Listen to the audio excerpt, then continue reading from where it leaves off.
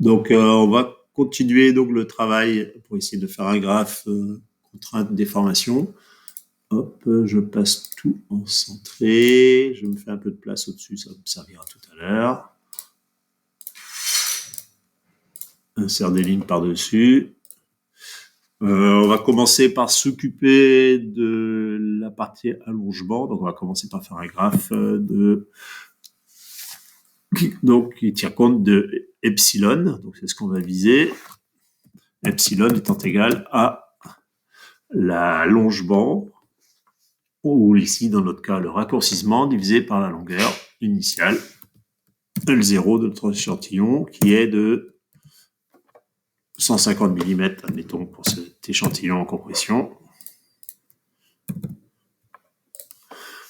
Voilà. Donc, la première étape, c'est là, vous avez la longueur, le comparateur, qui démarre à 4,94 et qui varie au fur et à mesure. Donc ça, c'est une valeur du comparateur.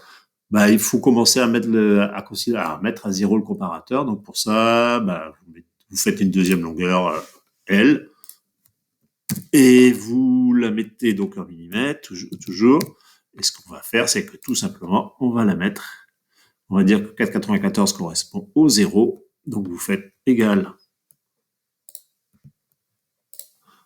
à la valeur amenée à 0. Alors là, vous pouvez le taper manuellement. 4, donc 94, 79. Déjà pas mal de précision. Alors quand vous faites ça, apparaît un message étonnant, valeur. Alors le souci, c'est que les valeurs que vous avez importées, les nombres décimaux que vous avez importés, on utilise pour séparateur décimal le point, et que LibreOffice dans cette version utilise la virgule. C'est pas très grave. Vous récupérez tout, vous faites édition, rechercher et remplacer. Vous dites je remplace tout ce qui est point par des virgules. Hop, j'applique partout, je ferme, voilà, ma formule marche. Donc ici, par contre, bon, j'ai un nombre qui est donné comme ça, et je démarre en menu déroulant, et j'ai toute la remise voilà, j'ai tout le décalage qui se fait par rapport au 4,94 mm initial qui apparaît. Pour calculer epsilon, qui est sans unité, donc, la formule, donc, c'est l'allongement. La variation de longueur sur la longueur initiale, vous appliquez la formule, variation de longueur, que je divise par la longueur initiale. Les deux sont en millimètres, donc ça marche. Lorsque je vais dérouler ma formule, j'ai besoin de bloquer sur le 150 qui est là. Hop, voilà. Comme ça. Je vais jouer sur la précision. Là, je vais donner un peu plus de précision. Voilà. On est pas mal. Ok, on démarre à ce niveau-là. Et j'arrive jusqu'au bout. Voilà, donc j'ai mon epsilon. Maintenant, il va falloir que je travaille sur le sigma en Pascal.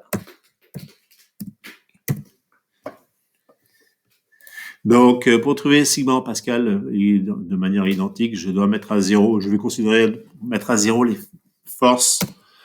Donc, en Newton. Donc, je vais remettre à zéro. Donc, je fais pareil, même manip. Ma force, je la mets. Je la décale de 16, je vais décaler toutes les forces dans ce cas-là de 16,158, allez, j'arrondis. Voilà.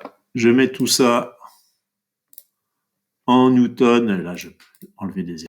Et j'y vais jusqu'à en déroulant. Et je récupère les efforts en Newton qui s'exercent sur l'échantillon pour chaque essai.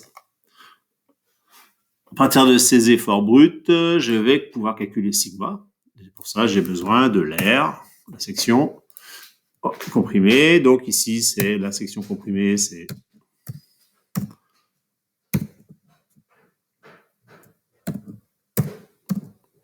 30 mm par 30 mm. Donc là, j'ai intérêt à mettre des mètres carrés pour avoir directement Newton par mètre carré des pascal. Donc, je fais la force agissante divisé par l'air. Pareil, là, je suis au Pascal près, donc là, je peux vraiment diminuer la valeur. Voilà. 0, je déroule. Et voilà, j'obtiens donc les variations. Oula, raté mon truc. Voilà, donc 0, oui, parce que j'ai oublié, lorsque j'ai fait mon déroulement de formule, de bloquer avec la sur l'air. Donc là, je refais le travail. Voilà. Donc à chaque fois, c'est toujours la G2 qui va chercher la valeur de G2, donc la surface que j'ai rentrée ici. Donc voilà la variation de contrainte. Petite remarque, c'est des contraintes négatives parce que dites de compression. Donc si on veut être un peu, si on veut respecter ça, on met un petit moins devant, on déroule et rebelote.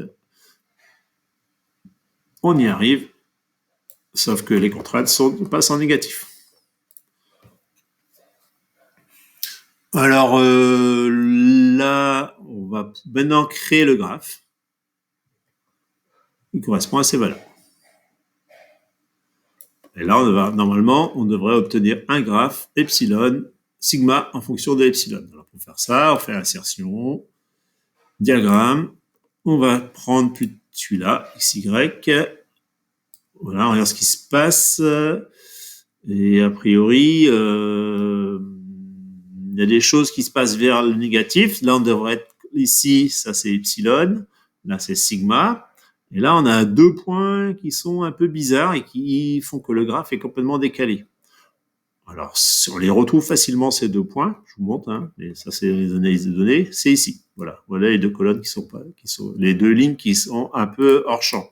Vous voyez, les epsilon passent en positif, alors que normalement tous les epsilon devraient être en négatif. Donc ça, c'est ce qui s'est passé en fin d'essai. Il y a dû avoir un dérapage du comparateur, quelque chose comme ça. Bon, ça semble pas très viable. Donc on va resélectionner, on va remarquer les colonnes qui nous intéressent. Hop, voilà, j'en mets un peu de vert. Et c'est sur celle-là qu'on va refaire le graphe. Hop, donc l'insertion, diagramme. Voilà. Des lignes, c'est pas la peine. Terminé.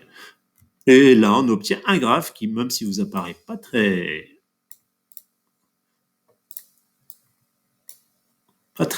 bon, est représentatif de quelque chose quand même d'assez clair. Vous avez ici une zone où la contrainte, ceci est la contrainte, par rapport à la déformation, augmente à peu près linéairement.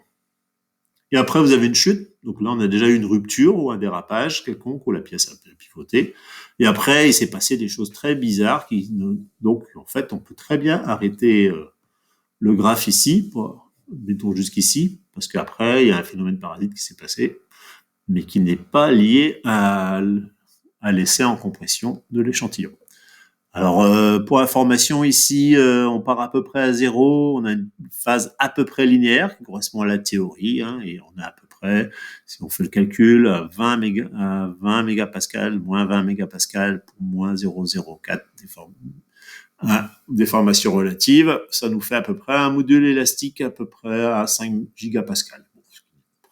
Ce qui est faible, mais l'ordre de grandeur n'est pas totalement délirant. Voilà.